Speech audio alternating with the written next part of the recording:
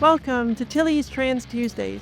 This week, we conclude our talk on trans kids by learning what most go through just to access that care and what their parents will do to protect them in Trans Kids 2, the intake exam and trans flight.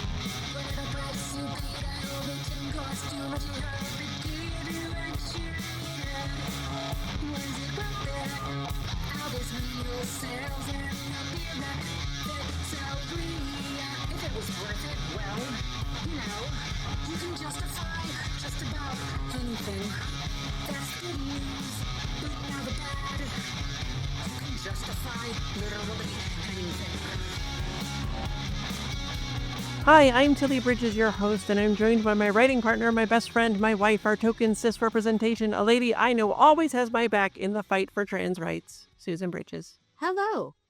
Our returning guest is Karla, a freelance writer who is also a wonderfully supportive mom to a trans kid. Welcome back, Karla. Thanks for having me on. All right, so what the heck is the intake exam? It is something most cis folks have literally no idea about. Now, there are places in this country that have informed consent for trans people. You go in, certify that you consent to the treatment, and you get treated. These places are vanishing quickly with the legislative assault on trans care, however. In the rare places that might have informed consent for trans kids, what does that look like? It's something the entire medical establishment has rules for to deal with everything related to kids and their medical care, gender-affirming care or not. Doctors know how to handle all these medical issues with kids. Trans care is no different. There is a link in the show notes about how the entire medical field already has rules for informed consent with kids for all of the care they might need. But what if a medical provider does not have informed consent for gender-affirming healthcare? Well, let me tell you about what it was like and how difficult it was for me as an adult. I could have found an informed consent provider. There are several here in Los Angeles, but they would not have been covered by my insurance. Gender-affirming care paid for out of pocket is just not feasible for many trans folks who are often financially unstable due to the employment and housing discrimination we face. 1 in 5 trans people has been discriminated against when seeking housing. 1 in 10 has been evicted due to anti-trans discrimination. Link in the show notes. 30% of trans people have experienced homelessness. More than 1/3 have experienced poverty, and the unemployment rate is at 18% for trans people. Again, link in the show notes. For a whole lot of us, paying out of pocket for transition care just is not feasible. So for those of us lucky enough to even have insurance, we have little choice other than to do what our healthcare insurance and provider require. So before I get into my full experience, Karla, I wanted to ask if you and your kid have discussed puberty blockers or anything like that yet, or if it's at all on their mind what puberty does to the body as they age. Yes. Yeah. Unfortunately, I would say unfortunately, because she's so little, it feels like something she shouldn't need to worry about yet. But she is aware that as she gets older, she could get a beard. She's aware that her voice could change. I would say when she turned 5, she, in her head, she thought the second she was going to turn 5, she was going to start looking like an adult. And that her voice was going to be different, like just overnight.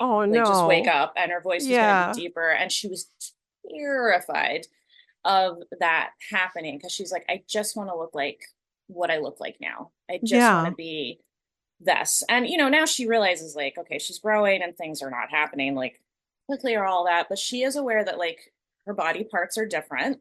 Yeah. She's definitely had some questions about why that is. Like, if I'm a girl, why don't I have X, Y, or Z? Sure. And so trying to talk with her about like, there's this great, that's another one of those books I'll have to find for you because I checked it out from the library where it kind of talks about like the sperm and the ovum, but in a way that's gender neutral. Oh, wow. I love that.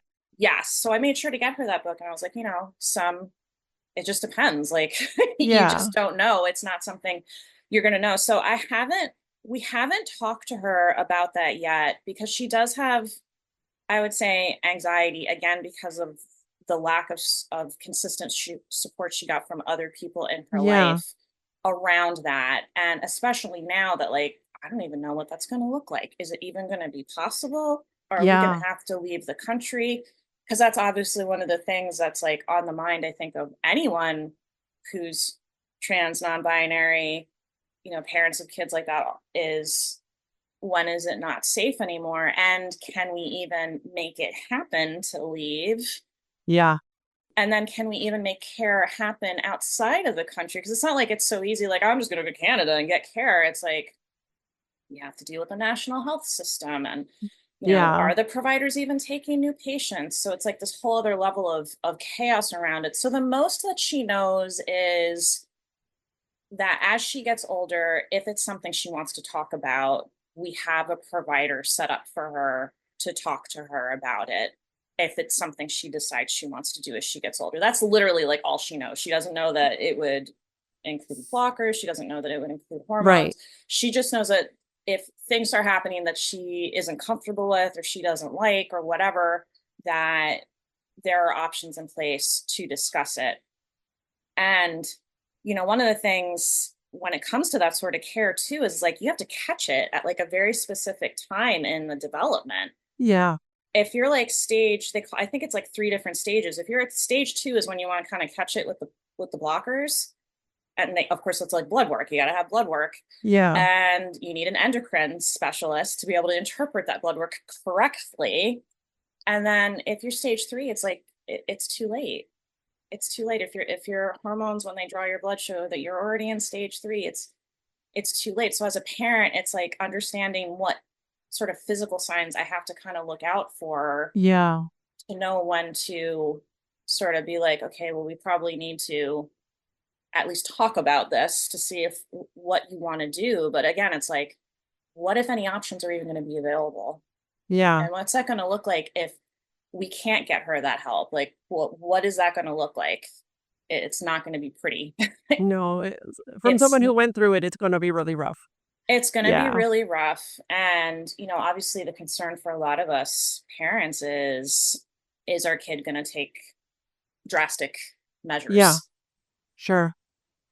It's a big concern. Yeah. Yeah. It's such a hard thing to go through. And I know a lot of cis people can't even fathom. Like, again, go back and listen to the episode on gender dysphoria and know what it was like for me, and then realize that so many people and kids have it even worse than I did. So you really need to understand how serious it is. I think so many people even don't with know. us right now, it's like we don't know what insurance coverage is going to look like in the future. Yeah. Like, even just being in California right now, I've been unemployed. So we're on Medi-Cal, which is Medicaid, basically. And Yeah. they tried to strip care for trans people from all Medicaid plans. Then I would have lost it without paying out of pocket, and we have no money. All 50 states. Yeah. And then not only that, with legislation, Covered California is an option to pay for insurance, but also Covered California plans are supposed to go up dramatically. 75%. Because in January. So we have no idea what the future is going to look like. Yeah. And that's just a small portion. Like, someone with a trans kid is obviously going through different things. But I mean, yeah, you're definitely looking at, is there a way to leave the country? What does that look like? Yeah. We're going to get into that in a little bit. Well, and then speaking of like the cost, and this is like a totally random aside when you're speaking about like gender affirming care. I have a bird and she started just laying eggs, lots and lots and lots of eggs. And she is a single bird. And it's dangerous for them when they do this because it strips the calcium out of their bones. Sure. If they're not eating enough calcium, either in their food or their cuddle bones or whatever. So of course I went to the vet and was like, what do I do to stop this from happening?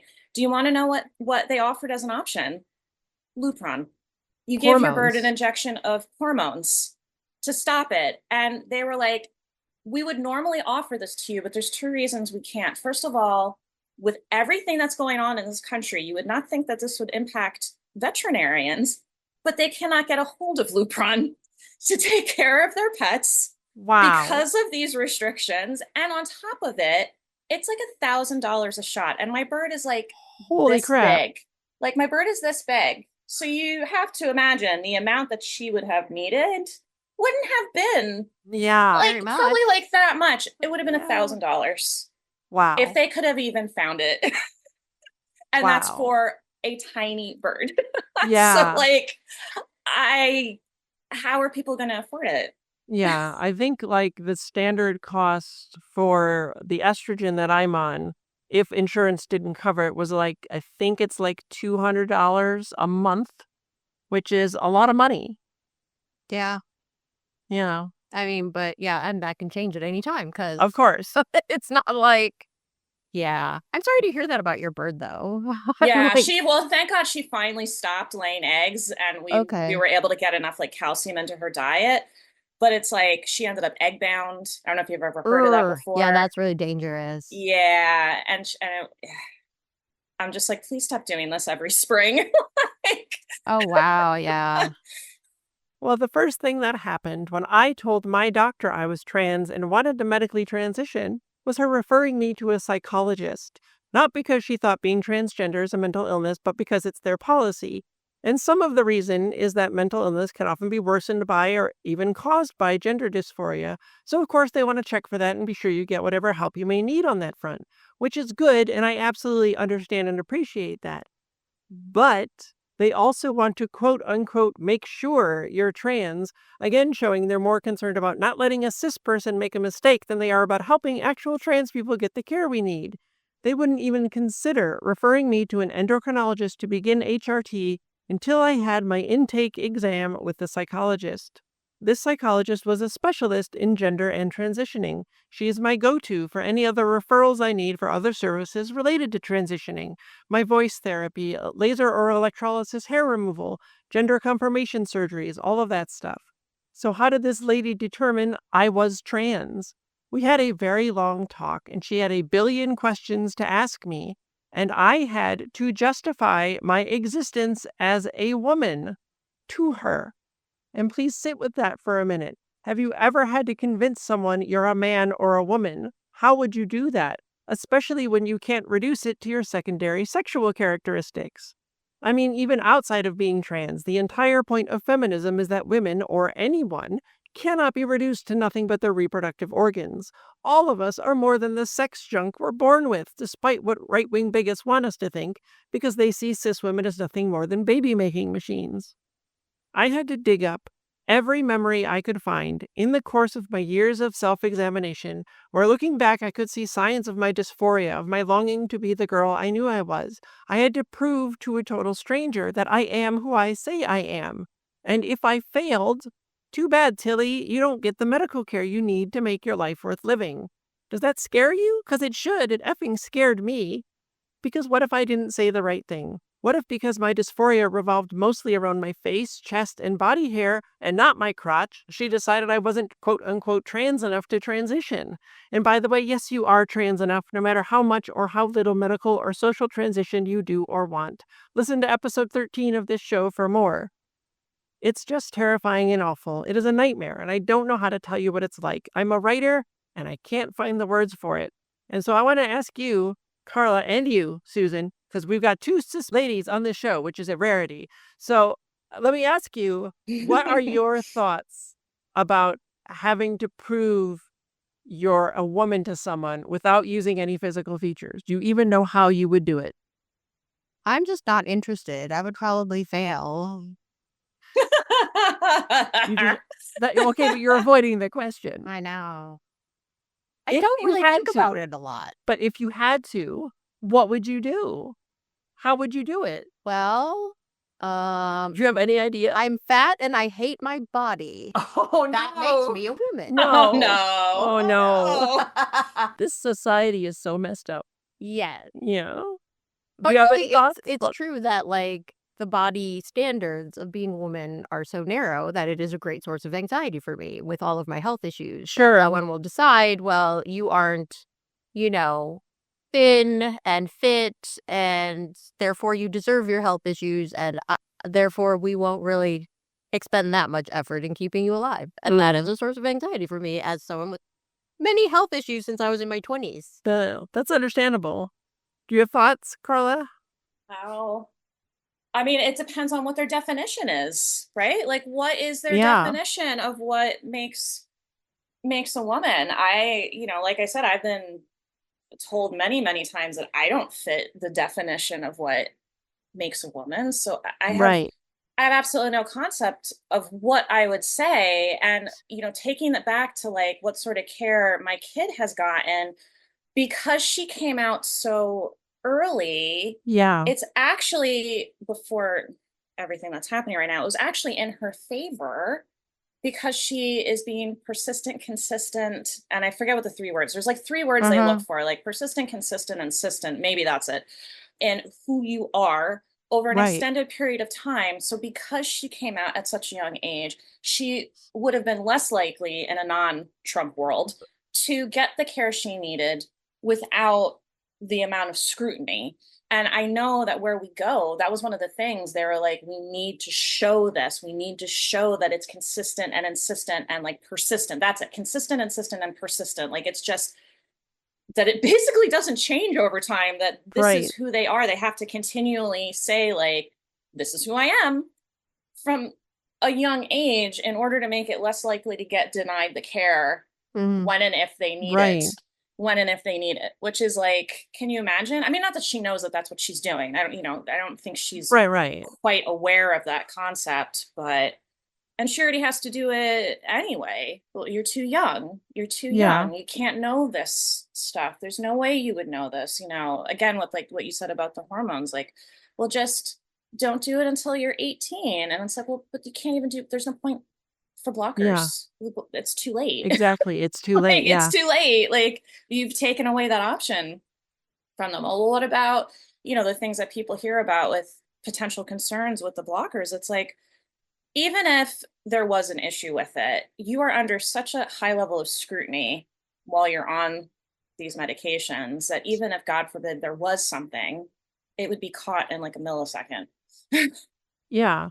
And I find that whole issue with like the persistence to be like so frustrating and like cis focused because like there's no telling when someone's going to realize or when a kid might figure it out. And if they do figure it out and they are suffering and they need to make things better, saying, well, we can't do that for you because it hasn't been persistent. You only just figured it out. Come back in 2 years. You're forcing them to suffer for years. And that's horrible. And so it's always This is also banning books for children that might explain these right. things, So that they might can't get figure it out so earlier. that they understand Yeah. the way they're feeling is something that a lot of people feel. Right. And there's things you can do to make yourself feel better. Right. Yeah. It's so maddening because again, I feel like they're approaching it from the heaven forbid a cis person make a mistake. You must suffer for years so we can be sure that you are who you know yourself to be. And not And even that's to so messed mention up. children who were in an unsafe situation. Right. They couldn't even begin to try to do any of the things that they Yeah. wanted to do. Right.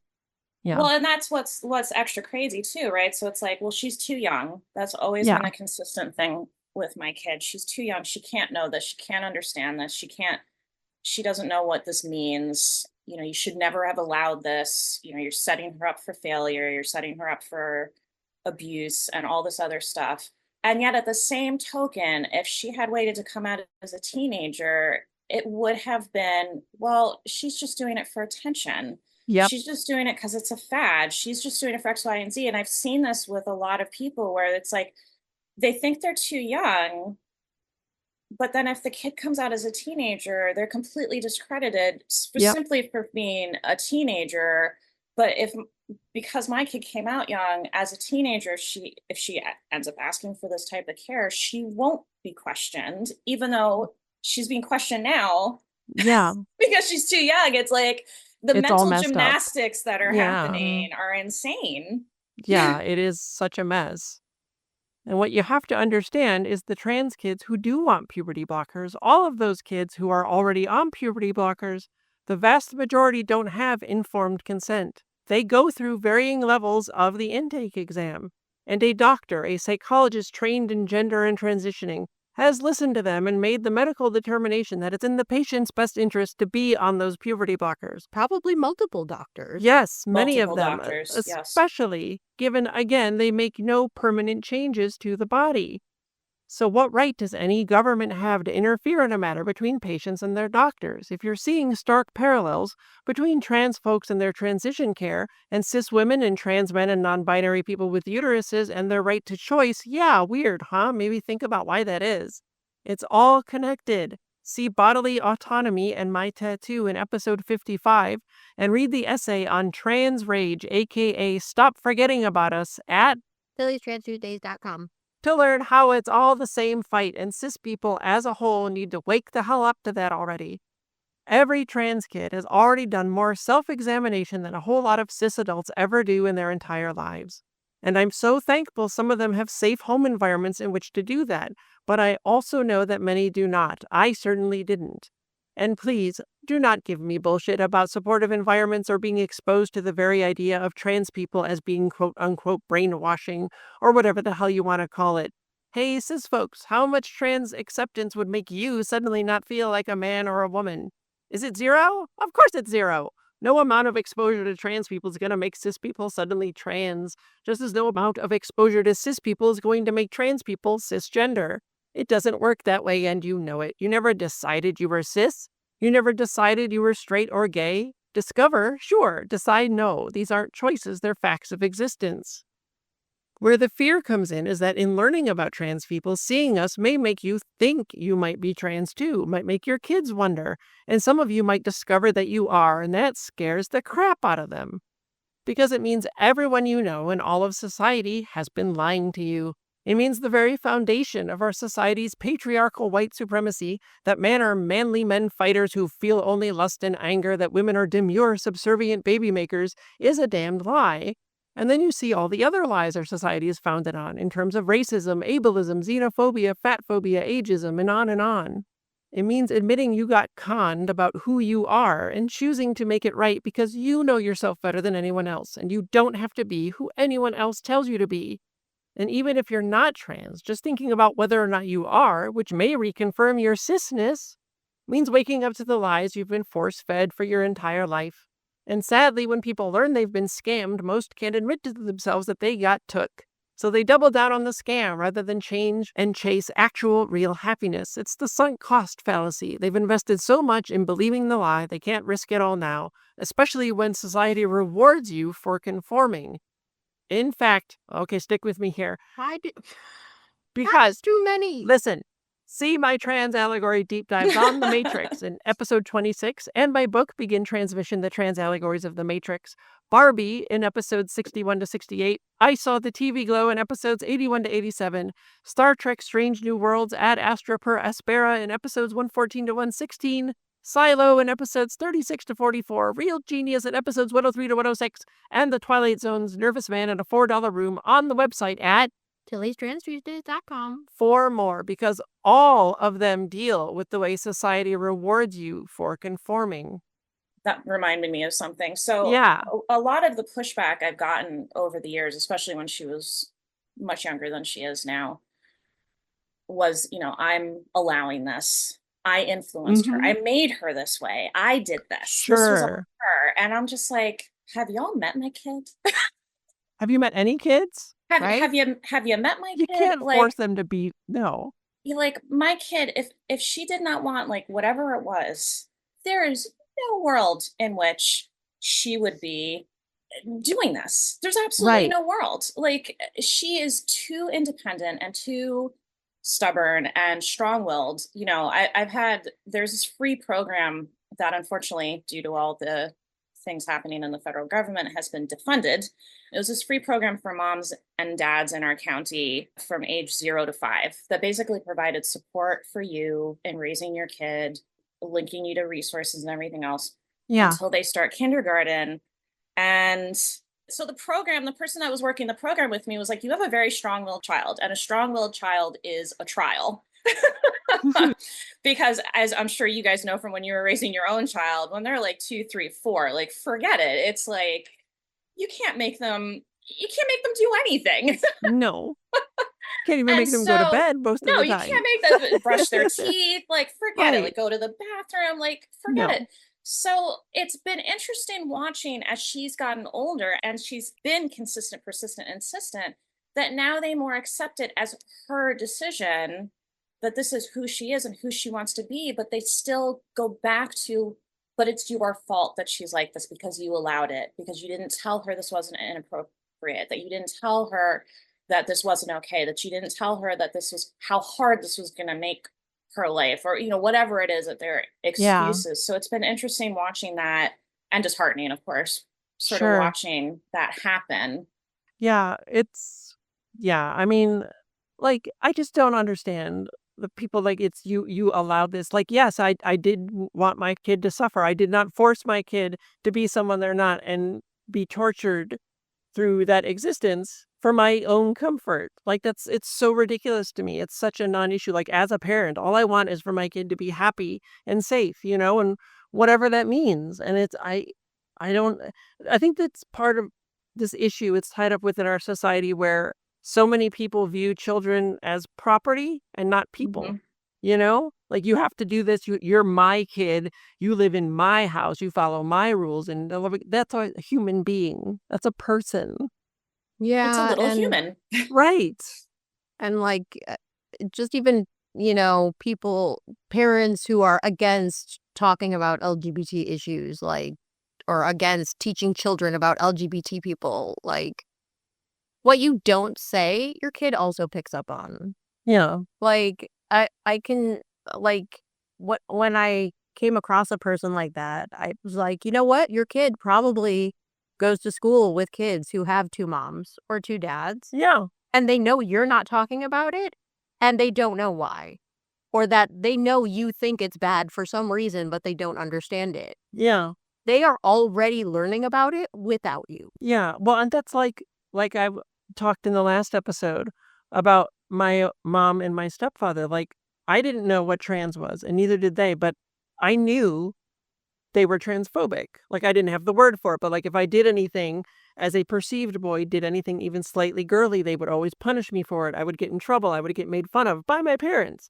And so that you learn that that's not acceptable to them, even if you don't have the word for it. The kids pick up on these things, no matter, even from a really young age. And kids already know it's hard. They're surrounded by other children, Yeah. Yeah. which is also a problem because they learn transphobic society from everybody else. Yeah. Yeah, they do. And, a lot of I think part of what it is with my kid is there's this fear of what could happen to her. Sure. And I get that. I understand the fear, but that doesn't mean I'm gonna not let her. That's all the more reason to let her be who she is and be confident in who she is, to help push back against what she's inevitably going to have to deal with as she Yeah. gets older. And I've had a lot of people be like, well, if she gets physically or sexually attacked, it's your fault. And we're going to have no sympathy for you if that happens. Blaming the victim, It's but your not fault. the perpetrator. Yeah. Yeah. Mhm. Yeah. That's our society in a nutshell. Oh, Yep. dear. Well, let's end on an up note. Please read 3 links in the show notes from the parents of trans kids about what it's like for them and what a difference acceptance makes. They're titled, What I Wish I Knew Before My Child Came Out as Transgender, What I Wish People Knew About Raising a Trans Child, and I'm Raising a Transgender Son. My Child is Not a Threat. Gender-affirming care for trans kids is so important, many parents will uproot their entire lives to move to states who still have it and better protect it, because it's what their kids need to survive. This has been going on for years. There are tons more stories like those that you can find if you do 10 seconds of looking. Some families are even leaving the country. Multiple links in the show notes. And there are even guides on how to do it in organizations whose sole purpose is to help families move to where their trans kids will be safer. There's a whole bunch of resources for that in the show notes if you are the parent of a trans kid looking for resources or help. And after all you've heard over these 2 episodes, you're going to tell me these kids are faking it? Their parents don't know how vital that care is for them? That you think those kids should be forced through unimaginable suffering that many won't survive? If so, please fling yourself into the sun immediately. Cis friends, this is your fight too, and it has to be, or these kids are going to suffer and many will never make it to adulthood. There aren't enough trans people to change things on our own. See Trans Politics 1, Stop Tolerating Transphobia in episode 88, and Trans Politics 2, You Must Vote to Protect Us in episode 89 for a whole lot more on that. See Performative Allyship at Tilly'sTransTuesdays.com and False Allyship in episode 8, and Don't Let That Be You. Checked out Proactive Allyship in episode 35 and No Escape 2, Some Escape Due to Cis Allyship at Tilly'sTransTuesdays.com. Yeah, for what it looks like when you get it right. And if you still can't believe it's true, look. Lawmakers in Utah commissioned a study on gender-affirming care for trans kids, thinking it would justify the ways they were already banning that care. Guess what? The study found that the care works and is good, and the lawmakers just decided to throw it out and ignore it. Link in the show notes. Why would they do that? Excellent question. It's because right-wing bigots have actually admitted that the entire issue of trans kids isn't actually about protecting kids for any reason. It's just an opening to eliminate all trans rights. Yes, there's absolutely a link about that in the show notes. It is so hard for trans people right now, and even more so for trans kids. I need you to let them know you support them, that you're there for them, that you're going to fight for them and defend them with everything you've got. I don't remember who started it or why it disappeared, but I want to bring it back. Letters for Trans Kids was a hashtag going around from adults writing letters of support to trans kids, and they need to see them now more than ever. Write it, photograph it, post it to your social media accounts. Here's mine. Hi, trans kids. I'm trans just like you. I was a trans kid too, but I didn't figure that out until I was an adult. You're already so far ahead of the game. I'm so happy you found your true self, and please know the people who disagree are wrong. Don't ever listen to anyone who thinks they know who you are better than you do. Things are scary right now, but you are not alone. You are loved, and we will never stop fighting for you. P.S. I bet your handwriting is better than mine. I should practice more, huh? But nobody can make me. That's the fun of being an adult. Someday, when you're an adult, we can both not practice handwriting and then have ice cream for dinner. Thank you again for being here to discuss this with us, Karla, and for being the amazing parent that your kid needs and deserves. Thank you so much for having me on. I'm glad I was able to be on here and talk about all this with you guys. It's so important for people to just find their humanity in this. Well said. Yes. Find your humanity. These kids need us. They need you. And friends, your support of trans kids is literally life-saving. If I'd had that, it would have changed my entire life. Support and fight for trans kids. They need us, and they need you. Tilly Bridges, end transmission. Tilly's Trans Tuesdays is hosted by Tilly Bridges and Susan Bridges, with audio editing and sound mixing by Jillian Morgan. The written essay version of this week's topic and all past topics is available at Tilly'sTransTuesdays.com. Special thanks to Daisy and Jane for the use of Sorry Not Sorry as our show's theme music. Please stop by and show your support at daisyandjane.bandcamp.com and soundcloud.com/daisyandjane. You can find me at Tilly Bridges on Blue Sky and on Mastodon at tillybridges at mastodon.social, and you can find Susan on those at Susan L. Bridges. You can find Jillian at Audio Jillian on Blue Sky. You can join the Tillyverse Discord server by following the link at the very bottom of Tilly'sTransTuesdays.com. We hold regular watch parties for the Matrix films and other trans movies where I do a live Q&A, and it's blossomed into a wonderfully supportive, compassionate, kind community of friends. We'd love to have you join us. If you'd like to keep up with all the writing that Susan and I do, you can sign up for our newsletter at birdguestbroadcast.com. If you enjoy this show, please take a moment to leave us a rating on Apple Podcasts. The largest segment of our listeners find the show there, and more reviews equals a higher profile, which means it will reach more of the people who need it. Thank you for your support. For more information, visit pendantaudio.com. Thanks for listening.